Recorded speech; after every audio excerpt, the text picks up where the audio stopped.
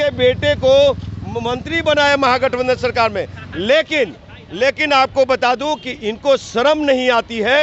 ये लोग गुड़ खाए गुलगुल्ला से परहेज, इनको सारी मलाई चाहिए। रोड पे रहने वाले मांझी लोगों को देखिए, स्वर्गीय रामविलास पासवान जी ये वंशज का राजनीति किया, परिवारवाद का राजनीति किया, उसी तरह से मांझी एंड परिवार पार्टी है। देखिए, मांझी साहब ने कहा था कि मैं अब मर जाऊंगा लेकिन नीतीश कुमार जी को नहीं छोड़ूंगा, लेकिन ये सिर्फ कहने का है, दिखाने का है, मीडिया में जनता के बीच कहने का है।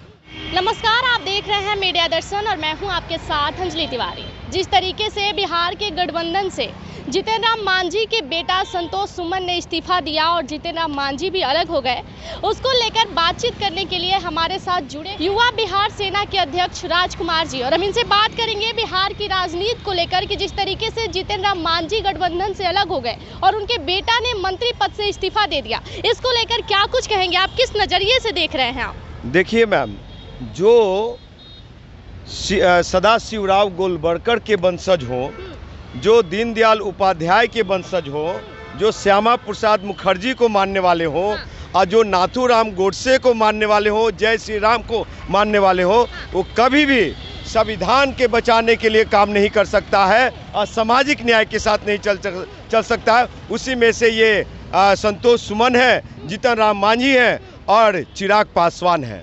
तो ये लोग साहब, ये लोग को मलाई चाहिए, परिवार चाहिए, बिहार के 13 करोड़ आवाम नहीं चाहिए। उनकी समस्या से नहीं, यहाँ के सामाजिक न्याय और कानून व्यवस्था को दुरुस्त करने वाले बिहार के सम्मानीय मुख्यमंत्री नीतीश कुमार जी, जो हरियाणा और पंजाब से बिहार को आगे ले जाना चाहते हैं, बिहार को कोयटो जापान बनाना चाहते हैं, उसमें ये लोग बाधक बन रहे हैं और ये लोग उनके पैर हाथ बांधना चाहते हैं। तो बिहार की जनता देख रही है और ऐसे लोगों को आने वाले समय में सबक सिखाया जाएगा। एक सवाल आपसे और रहेगा, लोगों का कहना है कि नीतीश कुमार विपक्षी एकता का मुहिम चला रहे हैं, लेकिन वही दूसरी तरफ उनका खुद का घर ही नहीं संभल पा रहा है, उनके मंत्री ही इस्तीफा दे रहे हैं, इसको लेकर क्या कहेंगे?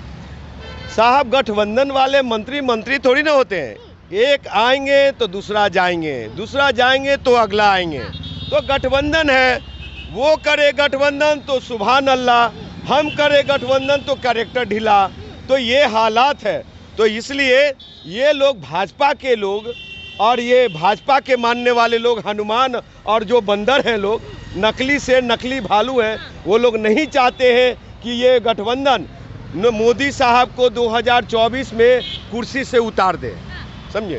देखने से तो ये भी लग रहा है कि जितिन राम मांझी अब बीजेपी के साथ जा सकते हैं, क्योंकि दूसरा कोई विकल्प अभी बिहार में दिख नहीं रहा है, उसको लेकर क्या कहेंगे? विगत दिनों में ये गठबंधन छोड़ने से पहले इनकी मुलाकात अमित शाह साहब से हुई थी।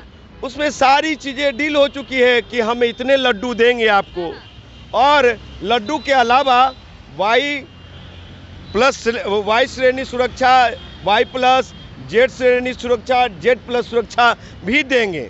तो उसमें खुश होकर के और अपने आप को अलग निकाल। साहब, जिस जाति से आते हैं, के बेटे को मंत्री बनाया महागठबंधन सरकार में, लेकिन आपको बता दूं कि इनको शर्म नहीं आती है। ये लोग गुड़ खाए गुलगुल्ला से परहेज, इनको सारी मलाई चाहिए। रोड पे रहने वाले मांझी लोगों को, कितने लोगों को, एक मिनट मैम, रोड पे रहने वाले मांझी लोगों को, कितने लोगों को इन्होंने Delhi university, JNU, Jamia Millia Islamia, Oxford university तक पहुंचाया है। ये तो परिवार को आगे बढ़ा रहे हैं। जिस तरह से देखिए, स्वर्गीय रामविलास पासवान जी ये वंशज का राजनीति किया, परिवारवाद का राजनीति किया, उसी तरह से मांझी एंड परिवार पार्टी है।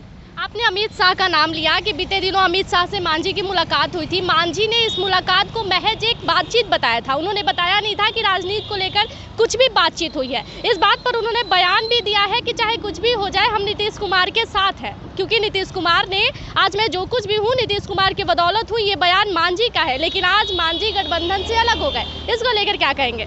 देखिए, मांझी साहब ने कहा था कि मैं अब मर जाऊंगा लेकिन नीतीश कुमार जी को नहीं छोड़ूंगा, लेकिन ये सिर्फ कहने का है, दिखाने का है, मीडिया में जनता के बीच कहने का है।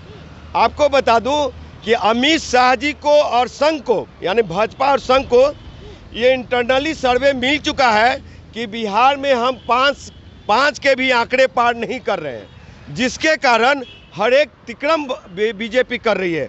कभी अमित शाह जी आते हैं, कभी उनके राष्ट्रीय अध्यक्ष आते हैं, फिर बाबा को भेज देते हैं। कौन बाबा आए थे? बागेश्वर धाम वाले बाबा, सबके पर्चा खोल के गए और उनको उन्हीं का पर्चा नहीं पता कि वो कहाँ रहेंगे 24 के बाद।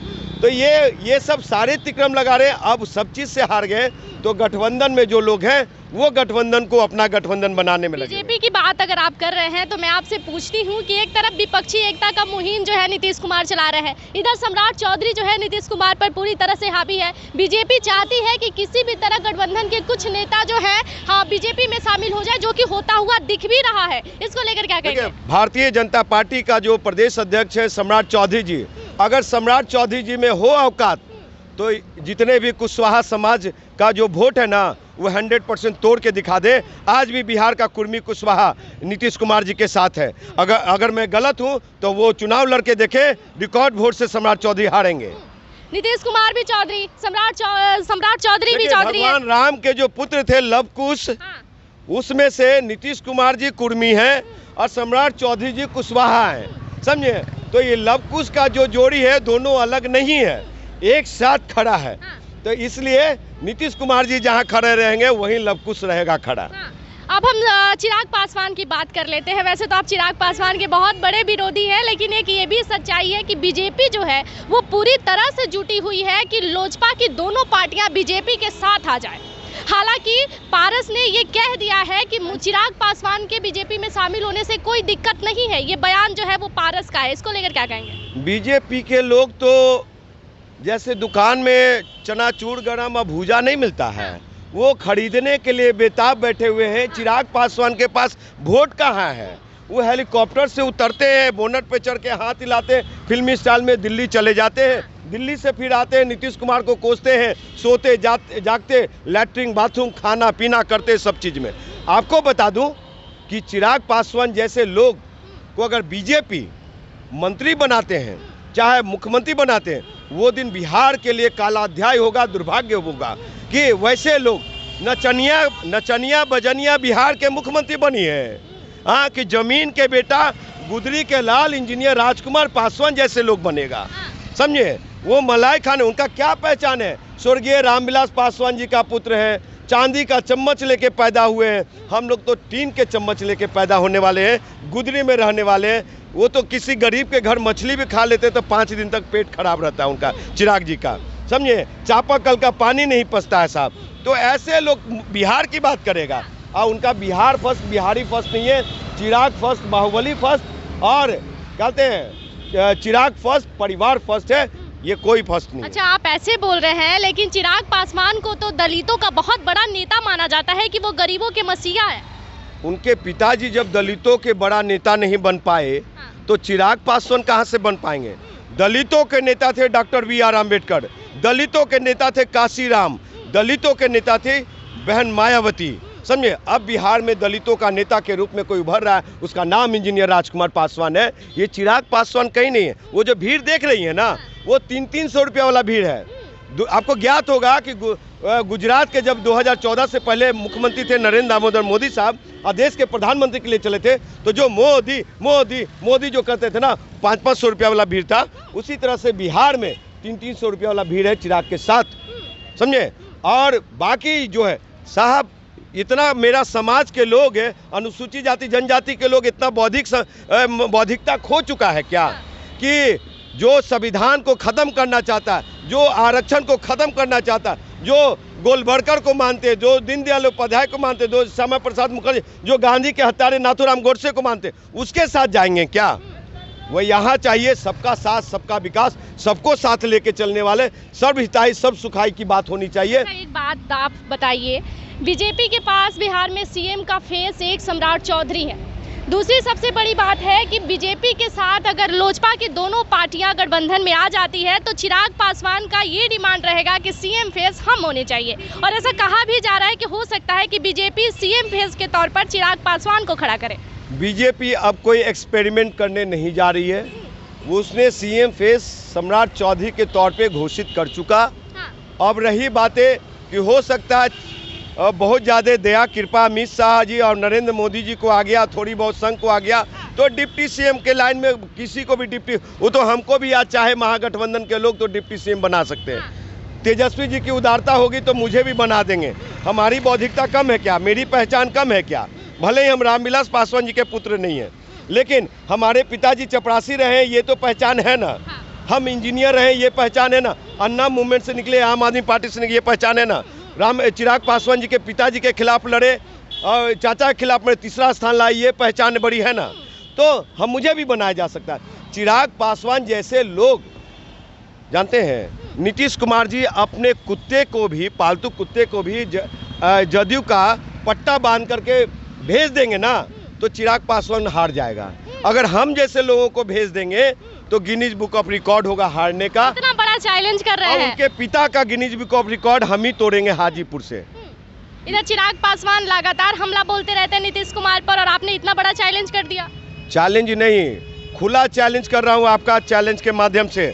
वो अभी जमुई छोड़ रहे हैं, तो जमुई से वो हार मान चुके हैं और फाइनली हारने के लिए सर्टिफिकेट लेकर के घर में बैठने पंजाब जाने के लिए वो तैयार है। हाजीपुर से चुनाव लड़ने के लिए वहाँ हम हराएंगे। आप हराएंगे उनको? और क्या? On camera challenge? On camera challenge है। अच्छा। चिराग पासवान को हम हराएंगे। आप हराएंगे, उनका वोट बिगाड़ने का काम करेंगे आप? सुन लीजिए, जिस तरह से 77 में जेपी साहब ने, जयप्रकाश नारायण जी ने पीठ ठोक करके भेजा था, रामविलास पासवान जी कहा कि इंदिरा के पास अगर राम है तो मेरे पास भी रामविलास पासवान है, और वहाँ की जनता, महान जनता ने एक मुश्त वोट देकर के गिनीज बुक ऑफ रिकॉर्ड कायम करने का काम किया। उसी तरह से अगर मोदी का चिराग पासवान होगा हाजीपुर से उम्मीदवार, तो महागठबंधन अगर पीठ ठोक करके हमको भेजता है, कहेगा कि मेरे पास भी राजकुमार है, तो सुन लीजिए, रामविलास पासवान जी से बड़ा गिनीज बुक ऑफ रिकॉर्ड होगा। आप राजकुमार को सुन रहे थे, ये वही है जो आम आदमी पार्टी से चुनाव भी लड़ चुके हैं। लेकिन सबसे बड़ी बात ये है कि इन्होंने चिराग पासवान को खुलेआम चैलेंज दे दिया है कि हम आपको हाजीपुर से हराएंगे। लेकिन सबसे बड़ी बात ये है कि कौन किस पर हावी होगा ये तो चुनाव नजदीक आने के बाद पता चल जाएगा। लेकिन फिलहाल चिराग पासवान के लिए और बिहार के तमाम राजनीतिक मुद्दाओं पर हमने बात किया है। आपको ये खबर कैसा लगा कमेंट बॉक्स में जरूर बताइएगा। धन्यवाद। ऐसी तमाम बड़ी खबरों को देखने और सुनने के लिए बने रहिएगा हमारे साथ।